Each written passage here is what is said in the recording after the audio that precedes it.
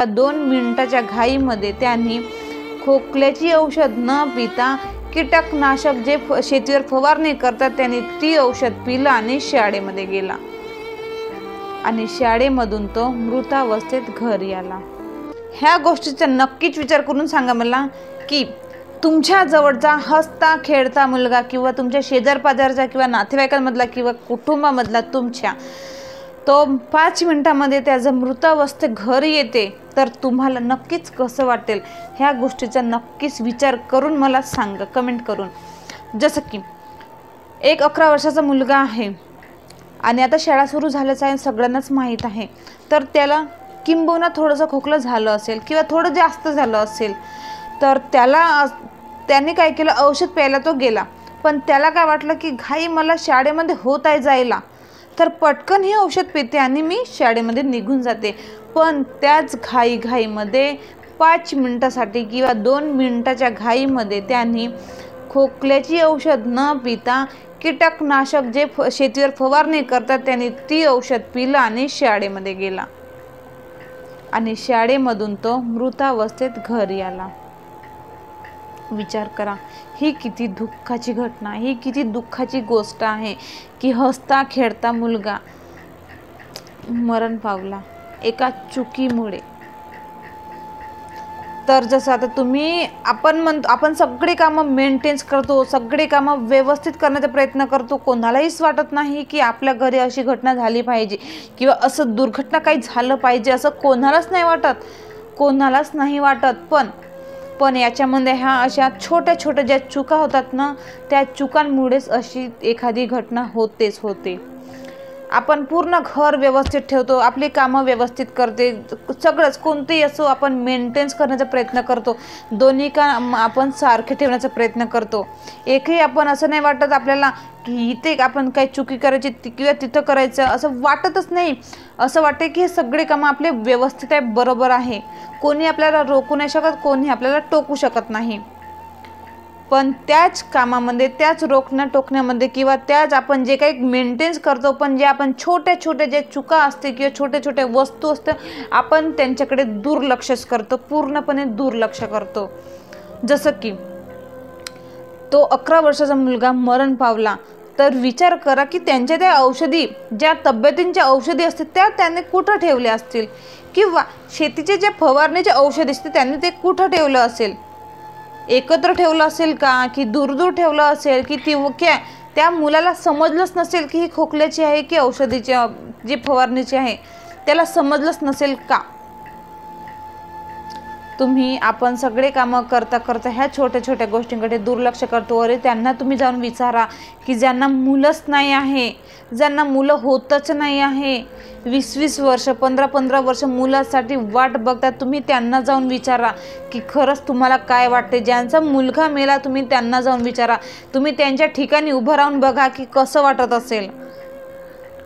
आणि ज्यांना मुलं आहेत ते हलचल त्यांना काहीच नाही वाटत, ते बेसावध असतात, बेसावध। मी ठमकावून सांगते आणि अशा घरं मी ठमकावून म्हणजे पूर्ण सांगते की खरंच अशा पद्धतीचे लोक आहेत आपल्या भारतामध्ये, अशा पद्धतीचे लोक आहेत की त्यांना फरकच नाही वाटत। औषधी म्हणजे त्यांना खेळ गंमत वाटते, ते औषध कुठंही ठेवून देतात, कुठंही फेकून ठेवतात, कुठंही मांडून ठेवतात, त्यांना वाटते की काहीच होऊ शकत नाही।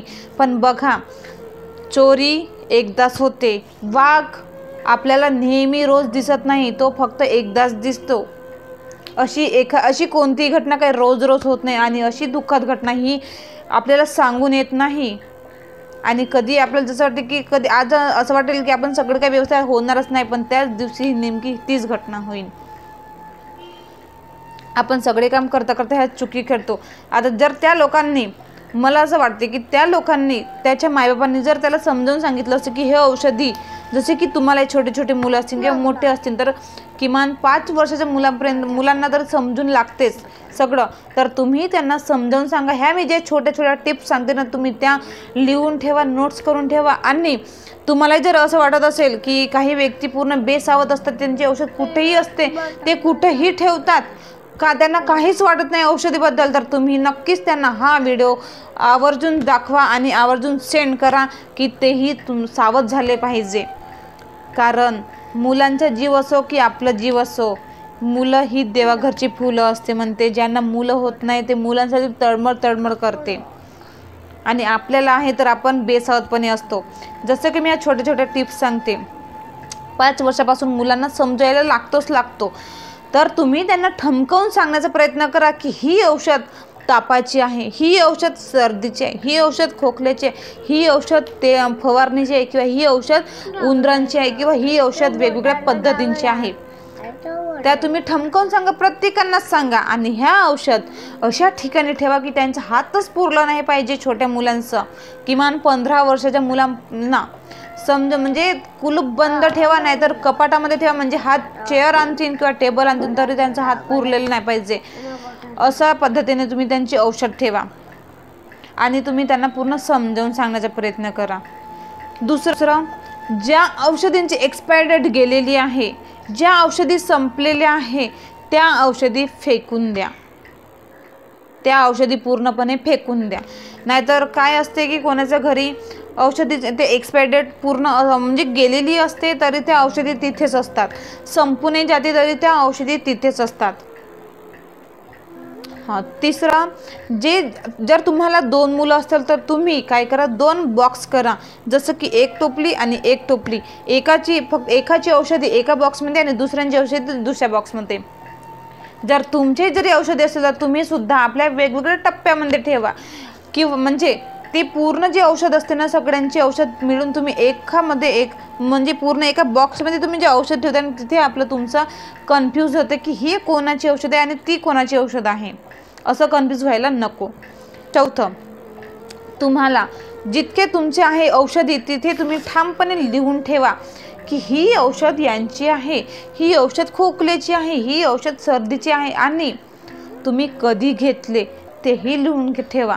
कारण एकदा जर आपण औषध ओपन केलं ते फक्त एखादी वर्षच आपण यूज करू शकतो, नाहीतर त्याच्यानंतर ते औषध करायचीच नाही. 5वं, आपण थोडंसं पैशांसाठी आपण भीतो पण.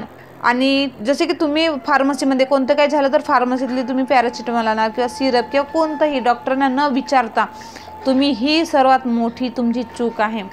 ही चूक न करता तुम्ही 100-150 रुपयांना न भीता तुम्ही डॉक्टरकडे जा आणि चेकअप करूनच जे औषध लिहून देते तुम्ही त्याच औषधी तुम्ही घेऊन घरी आणा. जसं की एक दिवस पेपरवर आलं होतं, मी सांगत आहे, रिअल घटना सांगत आहे. मी तुम्हाला कोणती फेक औषध सांगत नाही आहे, फेक घटना सांगत नाही आहे. तर अशा 50 प्रकारच्या औषधींचे तिथे म्हणजे आहे, तिथे 50 प्रकारच्या औषधी त्यामध्ये इन्व्हॉल्ड आहे की ह्या फेक आहे किंवा निष्क्रिय दर्जाच्या बनलेल्या असतात. जसं की फर्स्ट पॅरासिटामॉल आहे, दुसरं सिरप आहे, विटॅमिन्सच्या गोळ्या आहे, विटॅमिन्सची बॉटल आहे.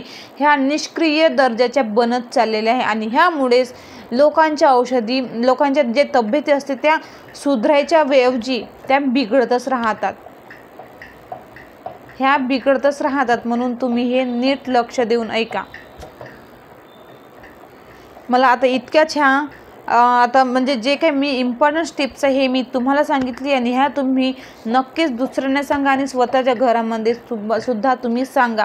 जर तुम्ही लेडीज असाल तर तुम्ही आपल्या माणसांना सांगा आणि तुम्ही माणसं असाल तर तुम्ही आपल्या लेडीज लोकांना सांगा की तुम्ही औषधी व्यवस्थित ठेवा. छोटे मुलांच्या हाती लागल्यास नाही पाहिजे, कारण छोटीशी चूक ही मोठी दुर्घटना होऊ शकते.